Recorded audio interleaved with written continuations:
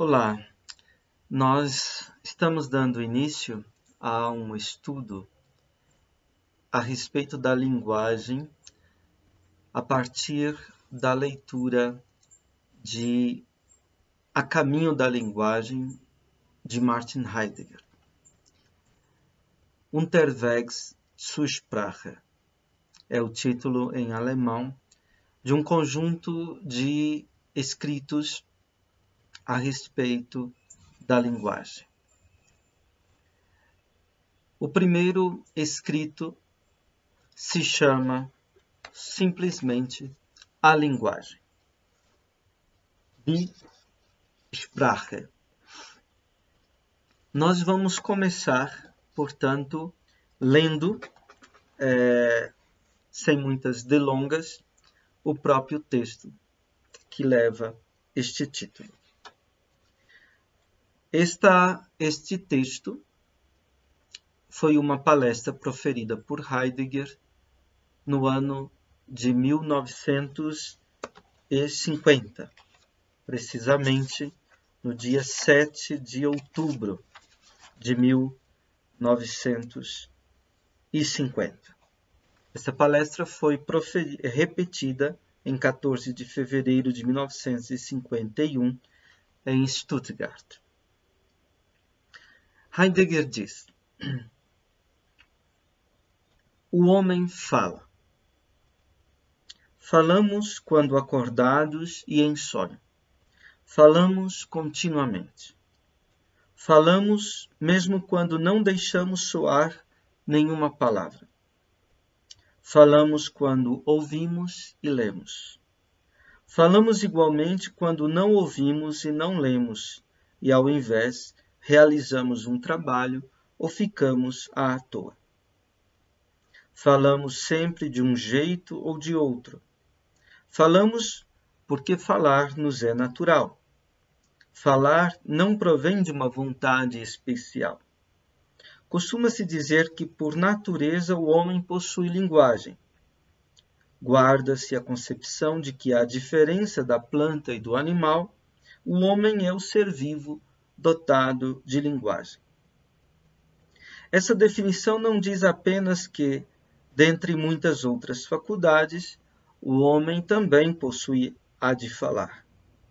Nela se diz que a linguagem é o que faculta o homem a ser o ser vivo que ele é, enquanto homem. Enquanto aquele que fala, o homem é homem. Essas palavras são de Wilhelm von Humboldt, mas ainda resta pensar o que se chama assim o homem. Bem, nós temos aqui o texto, portanto, o primeiro parágrafo do texto na tradução da Márcia Sá Cavalcante Schubach. Bem, lendo este primeiro parágrafo, talvez alguns estranhamentos nos sobrevêm desde o início. Primeiro, o texto começa com uma declaração, uma sentença. O homem fala. Bem, nós talvez escutaríamos esta sentença como a constatação de um fato, de uma factualidade qualquer. Mas talvez essa sentença seja algo mais forte do que isso. Ela não está tanto no plano da descrição de fatos, quanto ela nos indica, nos acena para um dado, uma datidade, melhor dizendo, essencial. Falar é essencial ao homem. A fala é constitutiva do homem. Então, nós temos uma copertença entre homem e fala? Bem, a gente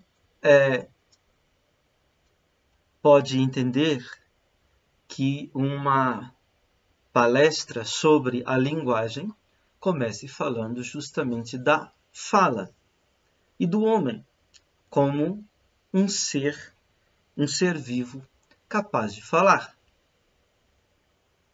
No entanto, nós, quando lemos o conjunto de textos de A Caminho da Linguagem, nós passaremos, digamos assim, da sentença o homem fala para a sentença a linguagem fala.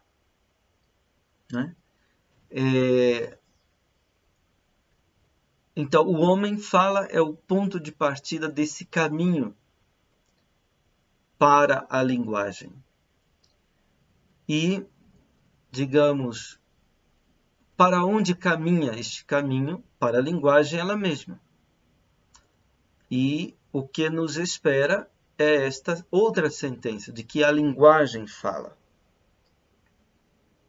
E fala como a sonância do silêncio. O homem fala por e para corresponder à fala da linguagem, que se dá como a sonância do silêncio. Bem, mas aqui nós estamos já adiantando, digamos assim, o teor, o rumo, a direção dessa prosa, dessa conversa, né? Dessa fala a respeito da linguagem. Né? Bem, mas voltemos ao primeiro parágrafo. A linguagem, o homem fala. E Heidegger dá vários exemplos. Né? Falamos quando acordados e em sonho. Falamos continuamente. Falamos mesmo quando não deixamos soar nenhuma palavra. Falamos quando ouvimos e lemos. Falamos igualmente quando não ouvimos e não lemos, e ao invés, realizamos um trabalho ou ficamos à toa. Falamos sempre de um jeito ou de outro. Falamos porque falar nos é natural. Falar não provém de uma vontade especial. Estas declarações, estes exemplos ou indicações ou acenos, como quisermos, eles certamente nos fazem meditar e refletir, colocando a pergunta: o que significa falar? Normalmente nós entendemos o falar como uma atividade, entre outras, do homem. Nós normalmente entendemos a fala como uma articulação sonora, né, da voz, que é portadora de significados, de significações. Bem, então, se nós partimos deste pré-conceito, desta pré-compreensão de que a fala é uma verbalização no sentido do falar, no sentido da emissão da voz articulada, e essa voz como portadora de significações, né? Enquanto expressão e instrumento de comunicação entre os homens, se nós partirmos desta pré-compreensão da fala, talvez estranhemos os exemplos que Heidegger dá logo neste início do texto. porque ele diz: falamos mesmo quando não deixamos soar nenhuma palavra. Né? Falamos quando estamos apenas pensando, por exemplo. Platão entendia o pensamento, o dianoem, o pensar, no sentido de um discorrer, né, através do logos, como um diálogo da alma com ela mesma. Então, o próprio pensamento, o próprio solilóquio, né? O próprio falar de si para si, o pensar traz esta marca também da fala. Mas, talvez o que Heidegger está nos provocando a pensar, vai um pouquinho mais além disso, né? Não é a simples identificação da fala com o pensamento, ou do pensamento com a fala, o pensamento como uma fala interior, ou como um diálogo interior, porque os exemplos que ele dá, né, implica que este falar está presente no próprio ouvir. Né? Em ouvindo, estamos exercendo a fala. Não a sonorização, né? Não o deixar soar palavra, mas o ouvir significa já estar sendo contido e carregado pela fala, digamos assim. Né? Também, quando lemos, né? O que é ler? Recolher aquilo que está sendo dito naquela fala que está escrita. Mas este recolher também do ler, como ouvir, também é, de alguma maneira, estar na fala. Quando trabalhamos, né? Quando exercemos algum ofício, alguma arte, quando nós cogitamos alguma obra, quando nós colocamos em ação alguma coisa, também nisso já está acontecendo fala. Quando nós também estamos à toa, quando nós estamos no ócio, né? E não no negócio, no tempo livre, no lazer, na festa, no jogo, na brincadeira, no culto, na contemplação do pensamento, na criação da arte, na devoção da religião, em tudo isso o homem está na fala também.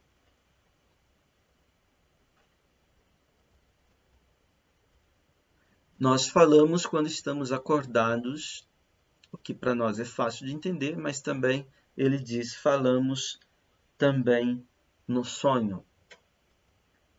De modo que falar aqui é tão amplo e tão profundo, enraizado em nós mesmos, que o falar não é simplesmente um ato entre outros, uma atividade entre outras. Não é nem mesmo apenas pensar e verbalizar aquilo que pensamos, ou que sentimos, ou que queremos, etc., ou desejamos, mas falar é para nós ser, e ser é falar. Então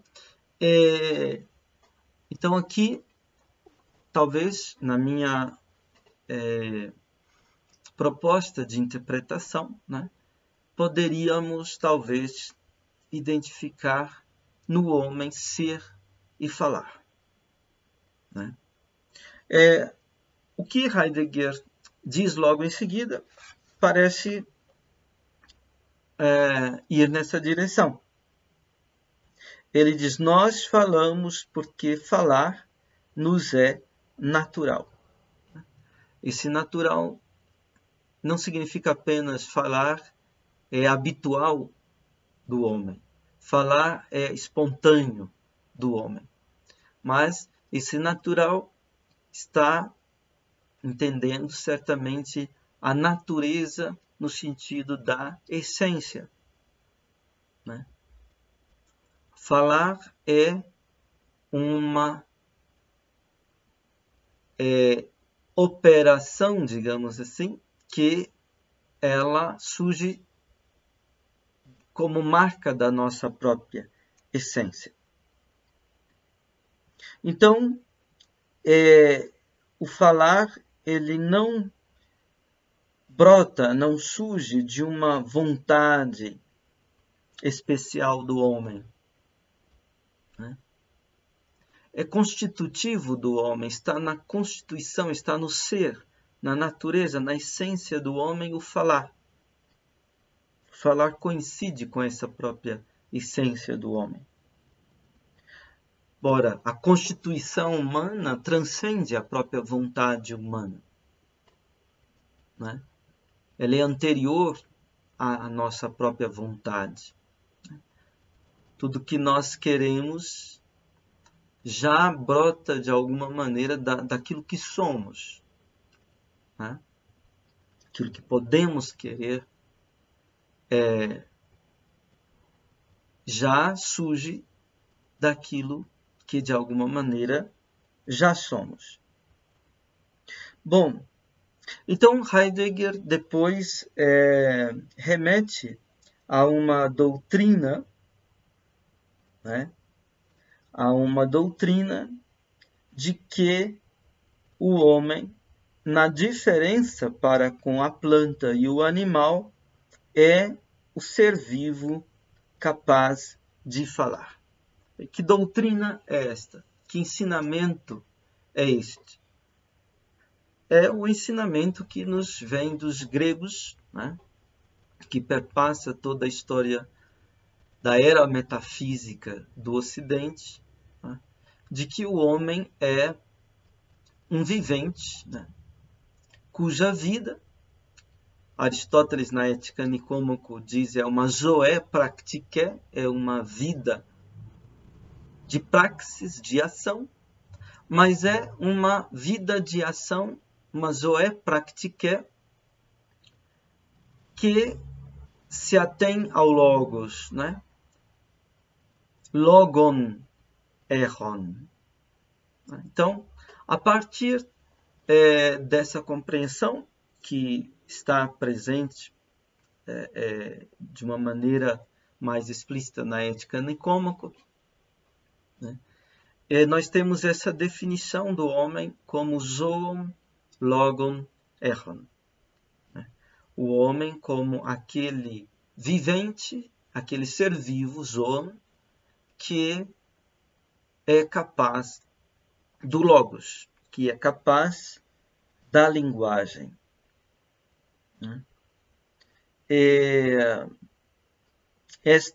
Este princípio, né? Esta proposição, que é ao mesmo tempo um princípio, ele não diz apenas que o homem tem, entre tantas outras faculdades, capacidades, a capacidade de falar. O que essa proposição, este princípio que chega a ser uma definição, né, quer dizer é que falar é constitutivo do homem, falar é da essência do homem. Isto é, falar é o que faculta ao homem a ser o ser vivo que ele é enquanto homem. Ela capacita a fala, a linguagem, melhor dizendo, capacita ao homem ser este ser vivo que ele é, ser homem. Aqui o texto em alemão, ele articula sprechen, falar, e Sprache, que nós traduzimos por linguagem. Então, aqui Heidegger está entendendo falar não como um mero reden, como um mero discorrer sobre, mas o falar como o próprio ser do homem. Né? A linguagem, Sprache, como aquilo que é a marca da essência, da natureza do homem. Bem, então, enquanto o falante, o homem é homem. Então, a identidade do homem, né?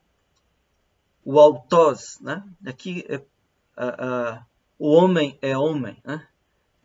Soa uma tautologia, estamos dizendo o mesmo duas vezes, né? Mas aqui está dizendo, o homem é homem enquanto é o falante, enquanto é aquele que é no modo de ser da linguagem. Bem, esta doutrina, este ensinamento, diz Heidegger, foi dito, foi trazido à luz, né? Foi mostrado por Wilhelm von Humboldt. Né? Pensador alemão que, junto com Hamann, com Herder, né? São os iniciadores da moderna filosofia da linguagem. Heidegger, no entanto, retoma este ensinamento que tem raízes nos gregos, mas que ele ganha uma configuração muito importante com esses pensadores como Humboldt, Herder, Hamann. Heidegger termina este parágrafo colocando agora uma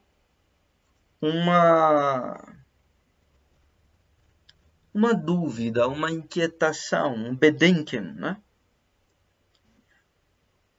Algo a se pensar melhor, né? Algo a se pensar melhor. E o que é preciso pensar melhor? O homem. Né? Então, em tudo isso, né? Estamos falando da linguagem e falando da linguagem como essencial e constitutiva do homem, da humanidade do homem, mas nós sabemos de fato o que é ou quem é o homem? Sabemos o que somos, sabemos quem somos.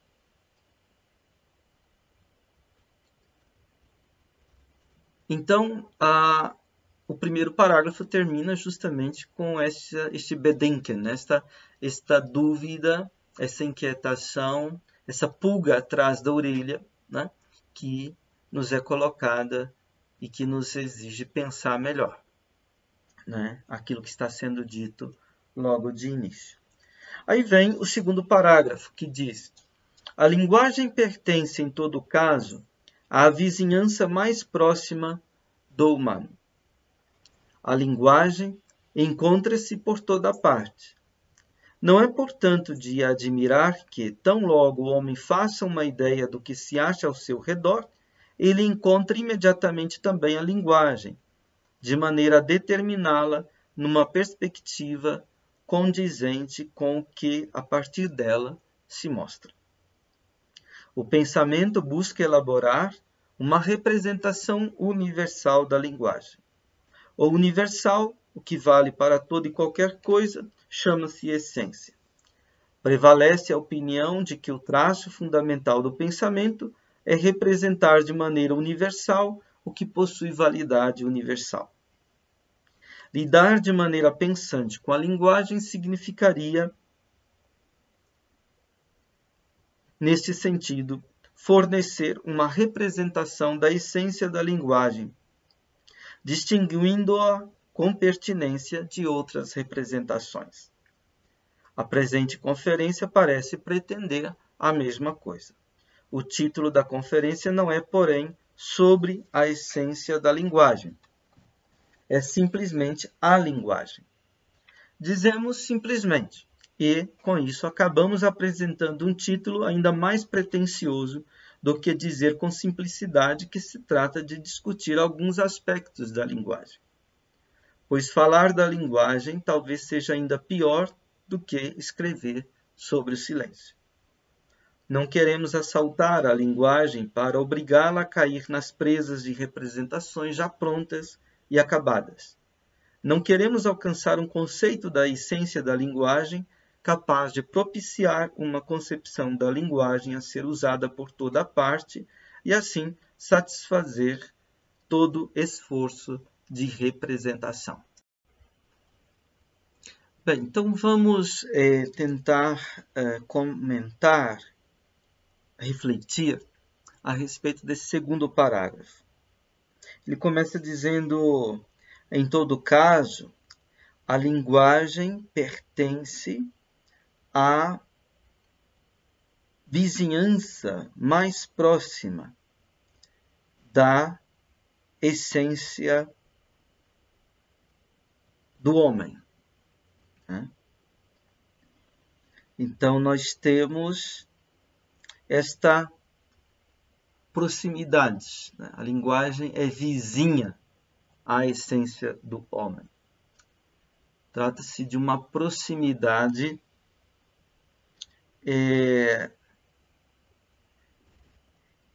que nos leva a pensar que a linguagem e o homem, em sua essência, o humano, em sua essência, tem um ponto de contato, digamos assim, tem um vínculo, e um vínculo de uma proximidade bastante grande. Depois, Heidegger diz, überall begegnet Sprache. Por toda parte, a linguagem se deixa encontrar. Por toda parte, a linguagem vem ao nosso encontro. Não é, portanto, de admirar que tão logo o homem faça uma ideia do que se acha ao seu redor, ele encontra imediatamente também a linguagem, de maneira a determiná-la numa perspectiva condizente com o que, a partir dela, se mostra. Então, logo, o homem, pensando de si para si, ele olha ao seu redor, ele vê aquilo que o circunda, aquilo com o qual ele lida, aquilo com o que ele está sempre de novo às voltas. Na medida que o homem olha para isto, ele encontra também a linguagem. O homem se relaciona também com a linguagem. O homem lida também com a linguagem. Ele usa, emprega também a linguagem.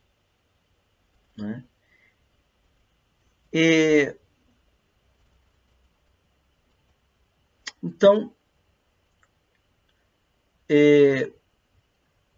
na medida que o homem encontra a linguagem, ele procura determiná-la determinar a linguagem, né? Procura deixar mais claro o que é a linguagem. Procura entrar em sintonia com a linguagem.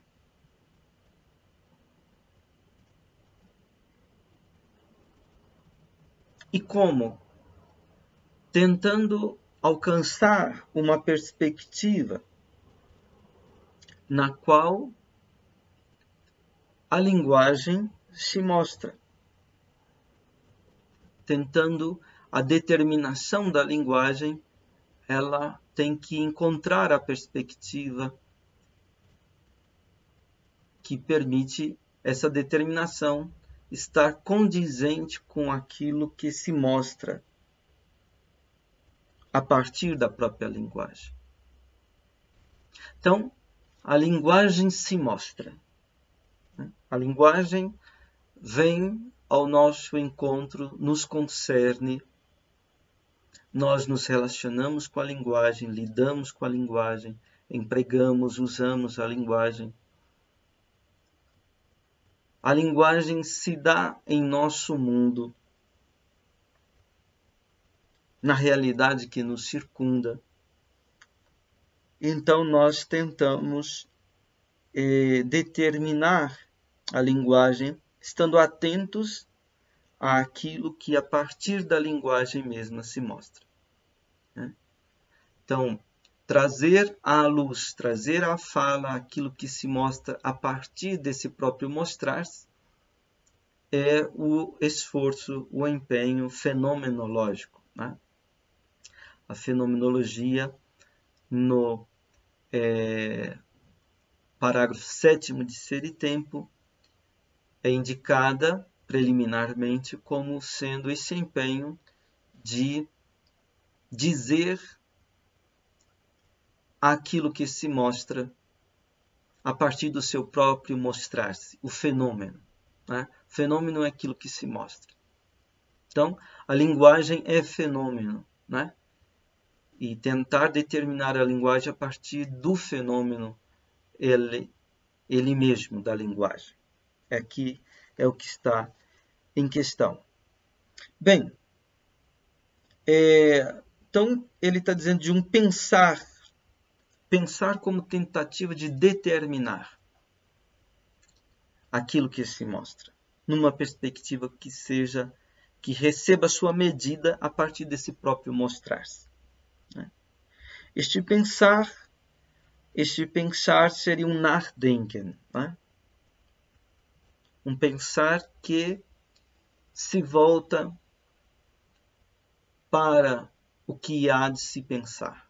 Um pensar que procura ser segundo o que há de se pensar. Um pensar que está seguindo o que há de se pensar. Esse é um Nachdenken.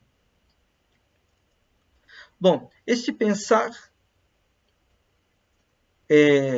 busca, então, elaborar uma representação universal da linguagem. Então, usualmente se entende que pensar significa determinar aquilo que nos alcançou, que nos afetou, que se doou a nós, de alguma maneira se manifestou a nós. Determinar, que tipo de determinação é o pensar? Né? Seria o dar representação universal. Né? Lembremos Kant, para quem o pensar seria uma representação da representação. Né? A representação sensível, ao ser determinada pelo pensamento, ela é determinada pelo pensamento, mas essa determinação do pensamento se dá no modo de uma representação universal.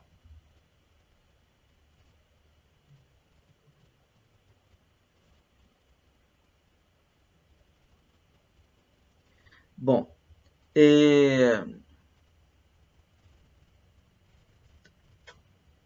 então essa representação procura trazer, oferecer, né?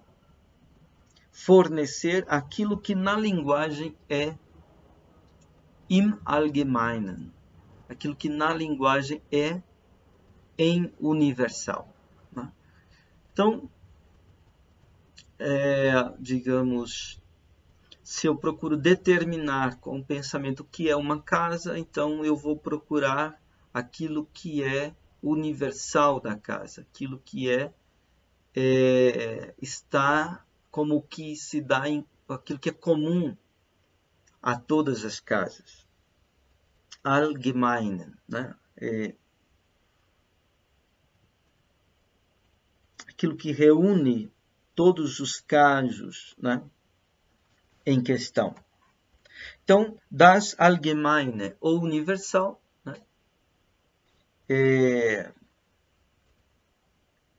o que vale para toda e qualquer coisa chama-se essência. Não é que Heidegger está entendendo a essência como o universal, né? Heidegger aqui está expondo não o que ele pensa, ele está expondo o que é um modo de pensar usual, o que é uma opinião corrente, um parecer corrente. É um parecer corrente de que a essência é o universal. O universal é o que vale para toda e qualquer coisa, digamos assim. A essência da casa seria o universal da casa, o que vale para toda e qualquer casa. Não é? Bem, essa concepção, de alguma maneira, nos remonta a Platão, que identificava a essência com o universal. Ela será criticada por Aristóteles. Não é? E Aristóteles não irá identificar a essência com o universal.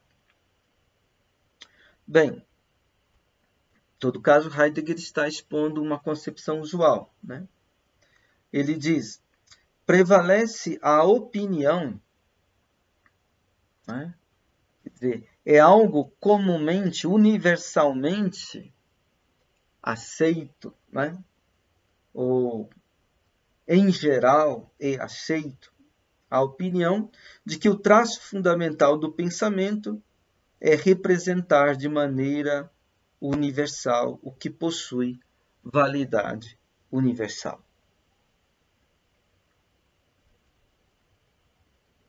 Então, o julgamento determinante, predominante sobre o que é pensar, é de que pensar é representar no universal aquilo que é universalmente válido. Bom, aqui nós temos então uma série de problemas. O problema é se essência e universal se identificam. Se o universal é a essência, se a essência é o universal. Isso é um problema. Né? O outro problema é o que significa pensar. Esse juízo preponderante de que pensar é realizar uma representação universal daquilo que é universalmente válido, daquilo que vale para toda e qualquer coisa em questão. Será que pensar que é uma casa significa produzir a representação universal daquilo que vale para toda e qualquer casa? Bem, o texto aqui de Heidegger não está dando respostas. Ele está expondo um juízo, uma opinião corrente, que tudo isso será problematizado em seguinte. Né? Então ele diz, lidar de maneira pensante com a linguagem significaria, nesse sentido, fornecer uma representação da essência da linguagem, distinguindo-a com pertinência de outras representações. Então, pensar a linguagem seria alcançar uma representação universal da linguagem, delimitar essa representação universal, que a poderia distinguir, diferenciar, né, de outras representações. Por exemplo, do que é agir, do que é querer, etc. Bem, ele diz, a presente conferência parece pretender a mesma coisa. Parece que nós queremos pensar a essência da linguagem, produzindo uma representação universal sobre a linguagem. Bem, é uma aparência apenas. Uma aparência que engana. Uma aparência que faz mostrar algo como ele não é. Porque, de fato, Heidegger diz, não é este o propósito da conferência. Ele diz, o título da conferência não é, porém, sobre a essência da linguagem. Ou melhor, desde a essência da linguagem. Von Wesen der Sprache. Né? O título da conferência não é da essência da linguagem. É somente a linguagem.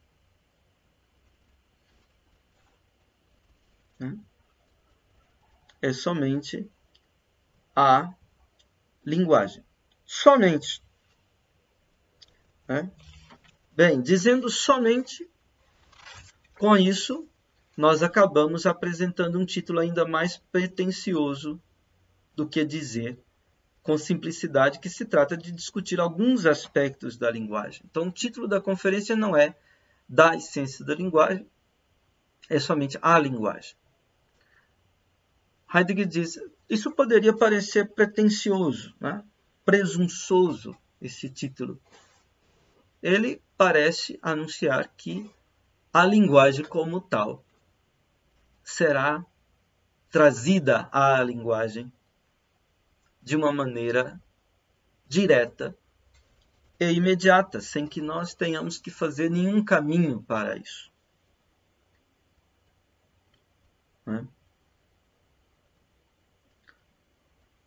Seria mais apropriado um título mais modesto, como alguns aspectos sobre a linguagem. Seria menos pretensioso, diz Heidegger. Então, aqui ele está elaborando uma objeção contra ele mesmo. Veja que o pensamento de Heidegger tem sempre esse andamento dialético, de colocar uma posição, de apresentar oposições a esta posição e depois de conquistar uma nova posição num outro nível de pensamento. Bem, Heidegger diz, pois falar da linguagem talvez seja ainda pior do que escrever sobre o silêncio. Então ele diz, entretanto, falar sobre a linguagem é provavelmente ainda pior do que escrever sobre o silêncio. Bem, aqui eu destacaria o sobre, falar sobre a linguagem. Escrever sobre o silêncio. Sobre quer dizer que a gente não está envolvido de uma maneira apropriada com a coisa em questão. Quer dizer, que nós estamos nos impondo à coisa. Que nós não estamos deixando o silêncio ser silêncio ou não estamos deixando a fala ser fala. Ele diz, por isso logo em seguida ele diz, não queremos assaltar a linguagem para obrigá-la a cair nas presas de representações já prontas e acabadas. Então, Heidegger aqui usa o verbo überfallen, assaltar, cair de assalto, cair do alto, cair de cima, sobre aquela coisa.